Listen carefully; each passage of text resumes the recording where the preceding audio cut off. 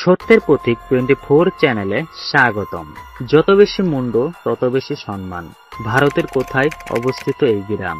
যার বাড়িতে যত বেশি মুন্ড বা মানুষের মাথার খুলি আছে সে তত বেশি সম্মানীয়। কথাটি শুনে মনে হতে পারে কোনো রূপকথার কিংবা আদিম যুগের কোনো রীতির কথা বলা হচ্ছে, তবে না, এটি মোটেও সেরকম কিছু নয়। 1960 সালেও ভারতের একটি গ্রামে এটি ছিল মান্যগত হওয়ার সামাজিক একটি রীতি। অবিশ্বাস্য মনে হলেও এটি সত্য।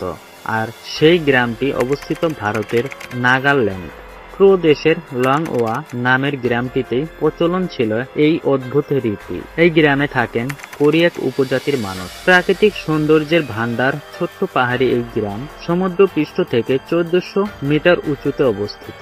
নাগাল্যান্ডের মেন জেলা সদর থেকে 42 কিলোমিটার দূরে ল্যাংওয়া। এই ছোট্ট গ্রামটির অবস্থানও খুব আকর্ষণীয়। ভারত এবং মিয়ানমার সীমান্তের ঠিক মাঝখানে পাহাড়ে গ্রামটি। 60-এর দশকেও গ্রামের পুরুষরা যখনই সংঘর্ষে জড়িয়েছেন তখনই শত্রুপক্ষের মাথা কেটে তাদের সঙ্গে নিয়ে বাড়িতে ফিরেছেন।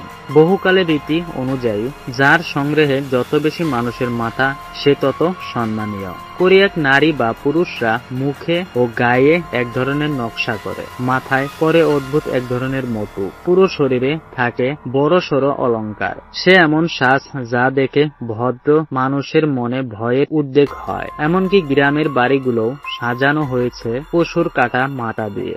কোরিয়াকদের গ্রাম প্রধানকে বলা হয় অঙ্গ। এই নৃগোষ্ঠীতে কিন্তু বহু বিবাহের প্রচলন আছে। তবে অবাক করার বিষয় হলো বর্তমান অঙ্গের 60 জন স্ত্রী রয়েছে বলে জানা যায়। বিরাট ক্ষমতা অধিকারী হয়ে থাকেন গ্রামের অঙ্গ। আশপাশের 70টি গ্রামের শাসক তিনি, যার কিছু রয়েছে ভারত ভূখণ্ডে আর বাকিগুলো মিয়ানমারে। লংওয়া গ্রামটি ভারত ও মিয়ানমার দুই দেশে বিস্তৃত। জেনে রাখা ভালো, এটি একটি বিরল আন্তর্জাতিক সীমান্ত।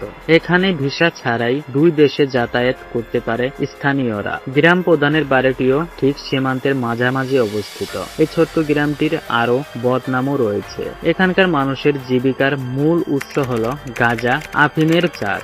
মিয়ানমারে মাদকের চাহিদা থাকায় এখানে উৎপাদিত গাঁজা এবং আফিমের ব্যবসা বেশ রমরমা। গ্রামে এখনো নরমুন্ড শিকারী বেঁচে আছেন।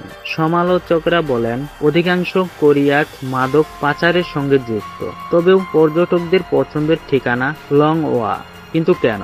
যেহেতু ভয় আর রহস্যকে জয় করতে মানুষ ভালোবাসে, তাই পর্যটকদের কাছে এই জায়গা আকর্ষণীয় বলে মনে করে বিশেষজ্ঞরা। রূপকথার গল্প থেকে উঠে আসা নরমুন্ড শিকারী কোরিয়াকদের সামনাসামনি দেখার সুযোগ কেই বা ছাড়তে চাইবে। আর আছে সবুজ পাহাড়, পাহাড়ি নদী, টলটলে পানির লেক। ল্যাংওয়া যেন ভয় আর সৌন্দর্যের নেশা ধরানো এক মাদক।